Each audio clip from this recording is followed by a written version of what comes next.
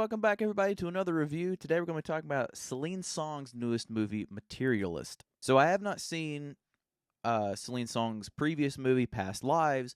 I did buy it the year that it came out because I know it got so much praise and so much love, and I know it got some Oscar love and nominations and stuff like that, or awards love and stuff like that. So it's one that I have been meaning to check out and have not seen it because I do think it was gonna probably hit on a personal level. So I was just like, you know what? I really want to check this movie out.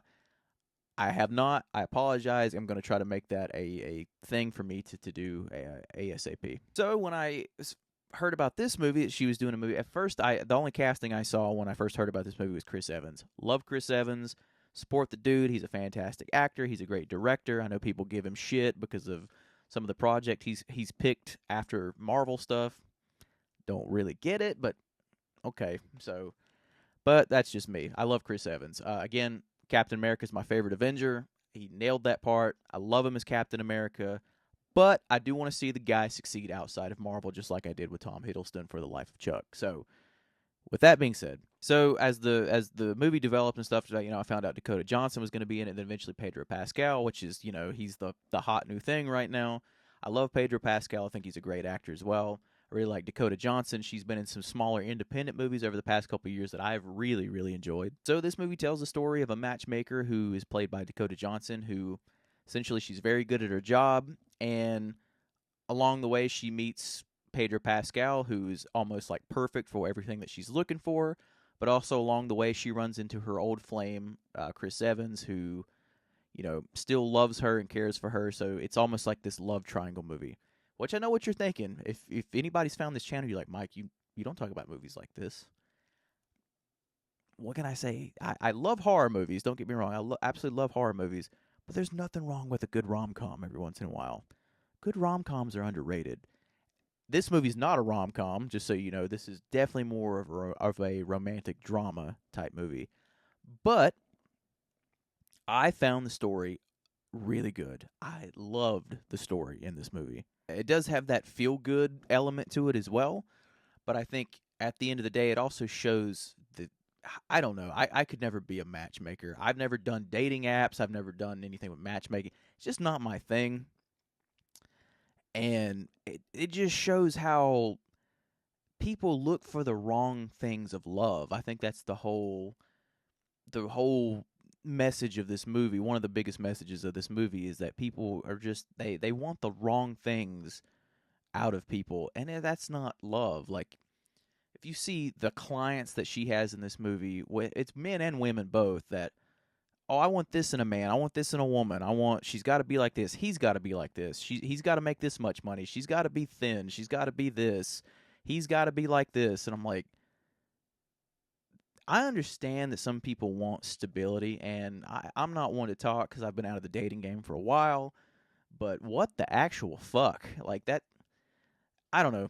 I think in some weird way I'm an old soul. I miss the days of just going up and if you see somebody you liked, you just kind of, went up and was like, hey, how you doing? And just started to talk to them that way. I know most of the time now that leads to some people thinking you're creepy and all that stuff. It's just how the world is very different now, but I don't know. That's just me. I'm not into this whole Snapchat, Tinder type crap. I don't know. It just feels soulless to me. But it explores that theme in a very good way, because it also makes like Dakota Johnson figure out things that she wants out of her life as well.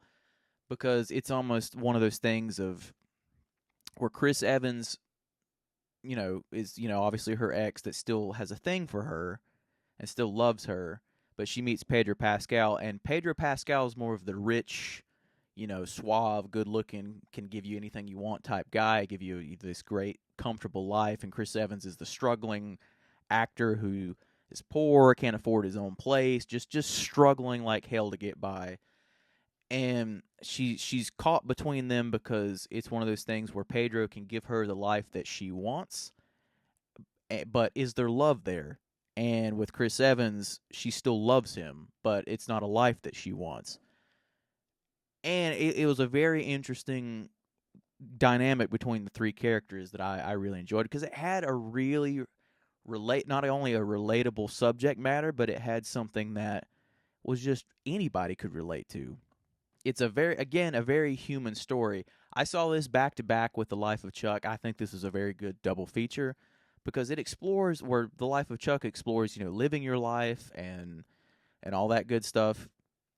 This one, is the other side of the coin with love and finding somebody you want to spend your life with. And again, everything that, at least me personally, that Chris Evans kind of his character goes through with Dakota Johnson, I feel like we've all been there. We've all had some kind of love in our life that's either got away or she's the one that, you're like, damn, if only I would have done things maybe a little bit differently, things could have, worked out differently. Maybe if I didn't do this or that, you know, we'd still be here. And it's one of those things where they still remain friends. And I can relate to that. I've had people look at me like I have three heads because I'm good friends with somebody I used to date. And I'm like, I don't see what the big deal is. Just because it didn't end with us trying to kill each other, I don't see what the big deal is. But the thing I do like about this movie as well is that it paints both Chris Evans and Pedro Pascal as good people. So, most times like this, if you got the ex-boyfriend who's the poor one or the struggling one, if you will, and then when they meet the richer guy, usually the richer guy is like, oh, he's an asshole, he's going to cheat, he's this, that, whatever. But in this case, both are really good guys. Like the way that Pedro talks to Dakota about certain things, you buy into him that he would totally be into her.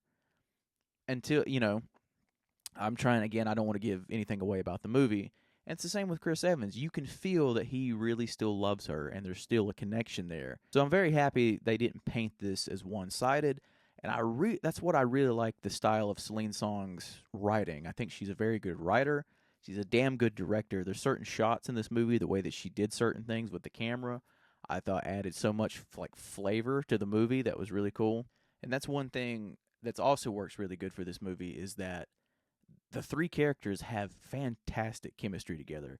Which, if you've seen the press tour for this movie, they all seem to get along really well. They joke and go back and forth each other. They all seem like really good friends. So I think that's why their chemistry was really good. I bought into all of them. I could buy either of them as a couple, whether she picked, Pedro or Chris or whoever she wound up with. Not going to tell you. Go see the movie. But, whoever she wound up with, I feel like I bought into to either one of them. This movie also takes some direction that I didn't see coming with certain things about how it explores almost without giving anything away. I'm not sure about matchmaking. I'm sure it's the same way with matchmaking. But it's the same way with like dating apps, how you never really know who you're going to meet. You don't know that person. Like I know in this case, where she's the matchmaker, so a lot of the times they don't know who they're meeting until the first date because she has clients who sets them up with potential matches and stuff like that. But it's the same concept. You do not know who you are going to meet until that first date. So you don't really know this. But I know when you go on dates, that's how you're supposed to get to know somebody.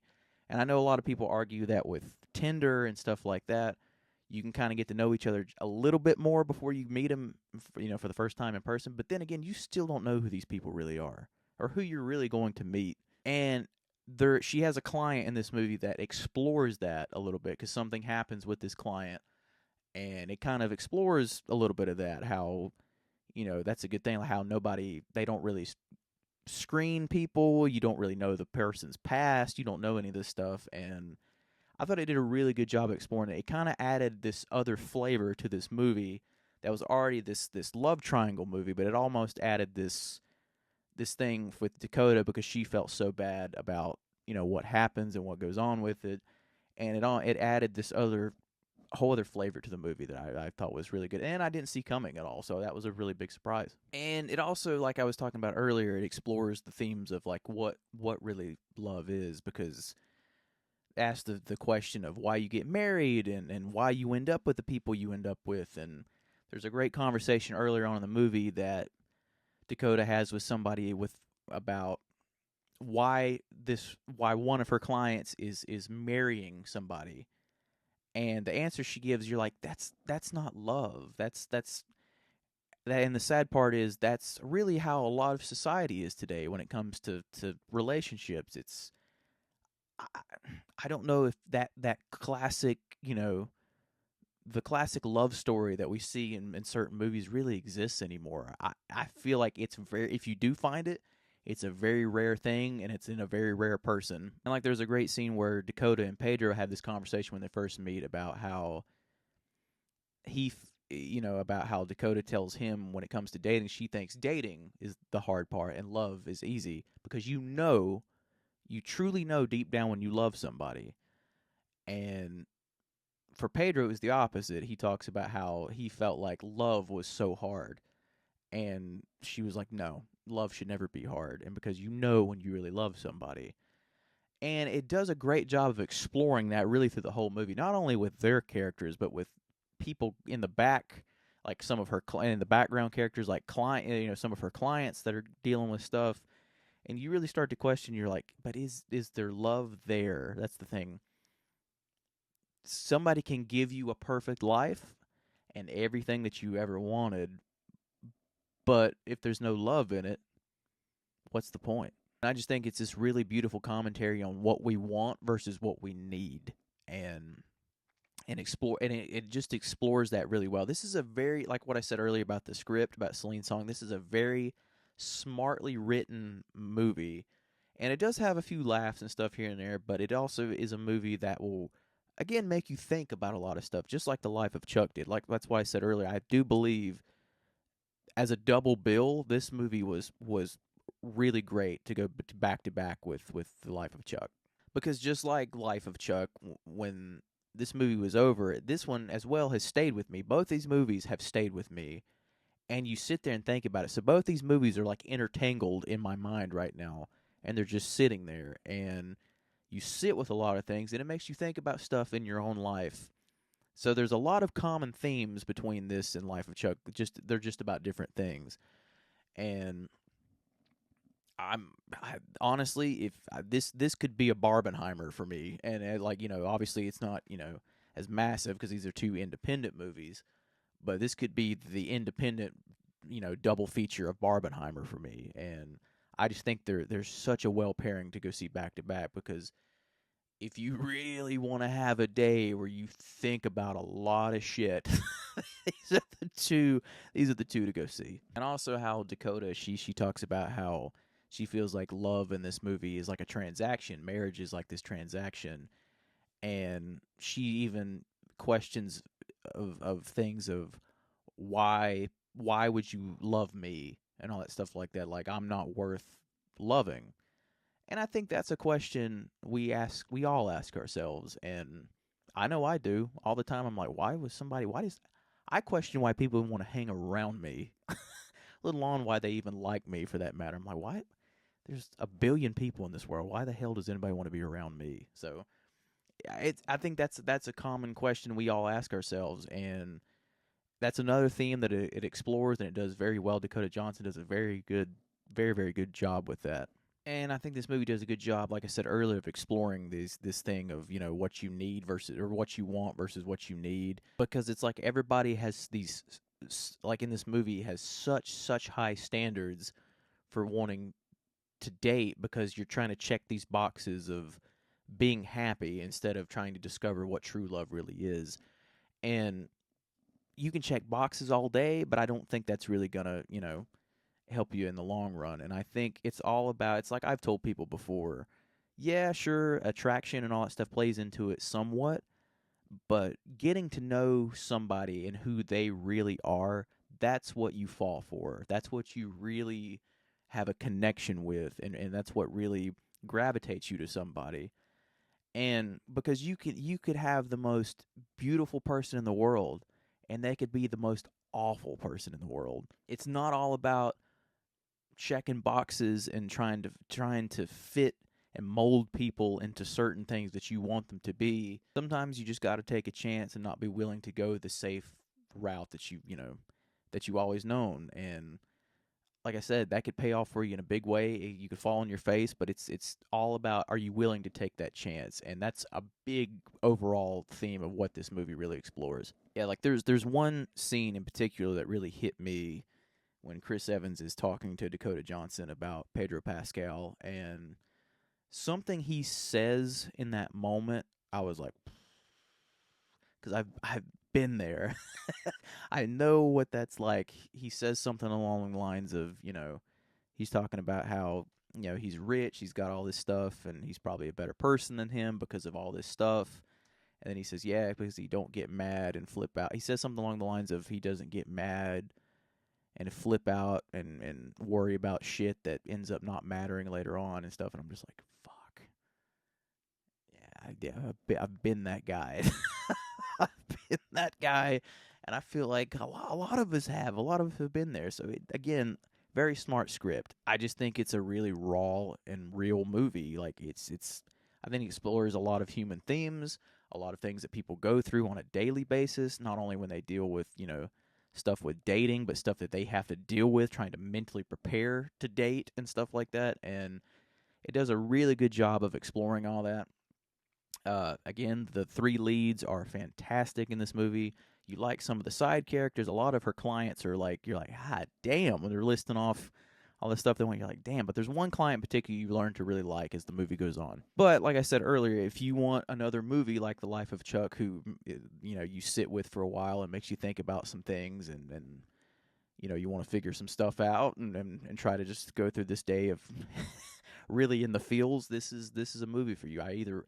I recommend this and The Life of Chuck. Honestly, I would recommend seeing them back to back because, like I said, it was just a really good double bill, and two movies that really explore similar things in different ways. So if you're looking for some stuff to do this weekend, I know that some bigger movies are out this weekend, but these are two smaller independent movies that I really wanted to see, that I really wanted to cover, and I would recommend checking them out. As a guy, I really enjoyed this movie. So guys, if you're looking for a date movie, this is perfect. I would recommend going to see this one. It's really, really good. That's my review for the Materialist, whatever. I always want to put a "the" in front of it, but highly recommend checking it out. Really enjoyed it. Go to the movies. Support smaller films, independent films, all the way. And if you're just finding me on this review, this is an odd one because I don't normally talk about romantic movies, I guess, or rom-coms, as you will say, and so I'm more of a horror person, but I love all kinds of movies. So I'm always down to cover anything, especially when a movie hits me in a very particular way. I'm always for it. If I feel the need that I need to talk about it and want to talk about certain things, I don't care what it is. I will talk about it. If you've seen Materialist, comment below. Let me know what you thought about it. If you haven't yet, please check out all my other 2025 reviews. I'll leave a card somewhere up here for all you fine folks. I never know which side it's on. Please like, comment, subscribe, and all that good stuff. And as always, I will see you in the next one.